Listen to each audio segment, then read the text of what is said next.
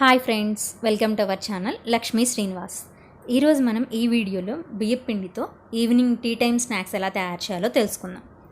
దీనికి గాను ముందుగా మనకు కావాల్సింది బియ్యం పిండి.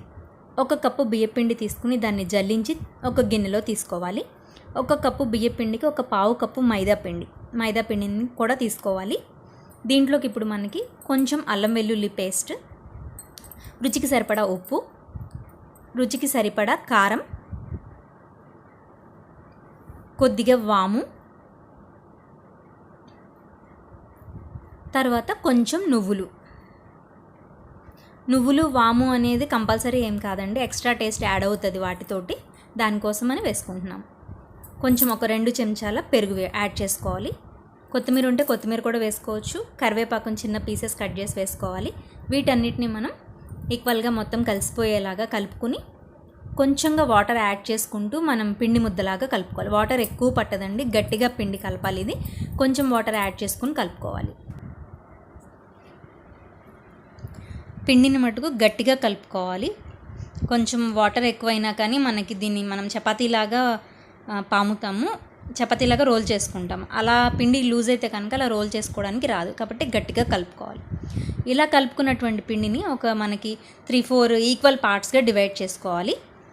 ఇలా డివైడ్ చేసుకున్న తర్వాత మీకు ఇంకా చేతికి పిండి అంటుతుంది, ఈ పిండి అనేది కొంచెం జారుగా ఉంది అని మీకు అనిపిస్తే కనుక కొంచెం ఆయిల్ని మనం చేతికి రబ్ చేసుకుని ఆ చపాతీ ముద్దని, ఆ పిండి ముద్దని తీసుకుని మనం ఆయిల్ మొత్తం పట్టిస్తే మనకి ఇలా చపాతీ ఒత్తుకున్నప్పుడు మనకి దానికి అంటుకోకుండా ఉంటుంది. ఈ విధంగా మనం పిండి తీసుకుని సేమ్ చపాతీకి వేసినట్టే కింద కొంచెం పిండి వేసేసి తర్వాత కొంచెం దీన్ని ఇలా ప్రెస్ చేసుకుని చపాతీ కర్ర పెట్టి ఈక్వల్గా చేసుకోవాలి. వీటిని ఇంకా సైడ్స్ కట్ చేసేసుకుని మనం ఈక్వల్గా ఏ షేప్ కావాలంటే ఆ షేప్ కట్ చేసి పెట్టుకోవాలి. దీన్ని మనం స్క్వేర్ టైపు లేకపోతే డైమండ్ టైప్ కానీ అలా మన ఇష్టం, ఏ సైజ్ కావాలంటే ఆ సైజ్ కట్ చేసుకోవచ్చు, ఎలా కావాలంటే అలా కట్ చేసుకోవచ్చు.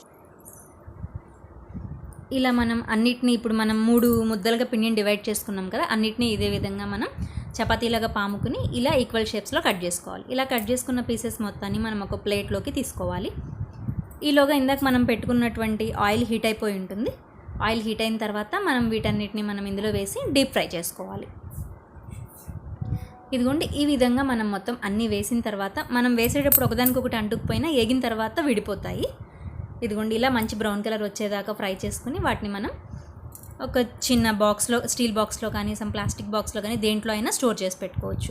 ఇవి 1 మంత్ వరకు నిల్వ ఉంటాయండి. ఈవినింగ్ టైం పిల్లలకి కానీ టీ టైం కానీ ఇలా తినడానికి చాలా బాగుంటాయి. మీరు కూడా ట్రై చేయండి. ఈ వీడియో కనుక మీకు నచ్చినట్లయితే లైక్ చేయండి, షేర్ చేయండి, కమెంట్ చేయండి. Thank you for watching our channel Lakshmi Srinivas.